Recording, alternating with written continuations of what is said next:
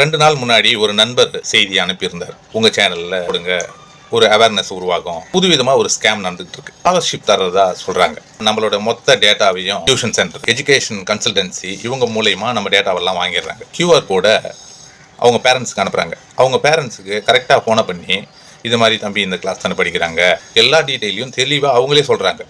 ஒரு நம்பகத்தன்மையாக நம்மளை ஏமாத்துறாங்க. எப்படின்னா, இப்போ உங்களுக்கு ஃபோன் பண்ணி உங்களோட பேர், உங்கள் பையன் பேர், அவர் படிக்கிற பள்ளி, அவர் படிக்கிற வகுப்பு இதெல்லாம் சொல்லும்போது நமக்கு என்ன, ஓ இது உண்மைதானோ, ஆமாம் அது ஏதோ ஆஃபீஸர் தான் பேசுகிறாரு போல் இருக்கு அப்படின்னு நம்ம அவங்க சொல்கிறதெல்லாம் பண்ணிக்கிட்டே இருப்போம். எப்படி பண்ணுவோம்? அவர் ஒரு லிங்க் அனுப்புவார், அப்படி இல்லைன்னா ஒரு பார்கோடை ஸ்கேன் பண்ணி இதில் குறிப்பிட்ட அமௌண்ட்டை சொல்கிறாங்க.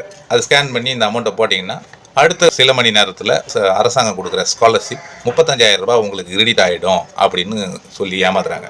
ஸோ பெற்றோர்கள் ரொம்ப கவனமாக இருக்கணும். எந்த அரசு அதிகாரிகளும் நேராக தொடர்பு பண்ணி பெற்றோர்களுக்கு இப்படி கேட்க மாட்டாங்க. கொடுக்குற மாதிரி அப்படின்னா ஸ்கூல் மூலயமா HMO இல்லை இருக்கிற வாத்தியாருங்களோ நமக்கு தகவலை சொல்லி அனுப்பி நமக்கு கொடுப்பாங்க. அப்படியே உண்மையாகவே அந்த ஆசிரியர்கள் தான் ஃபோன் பண்ணால் கூட நீங்கள் தகவலையோ அவங்க சொல்கிறதையோ பண்ண தேவையில்லை.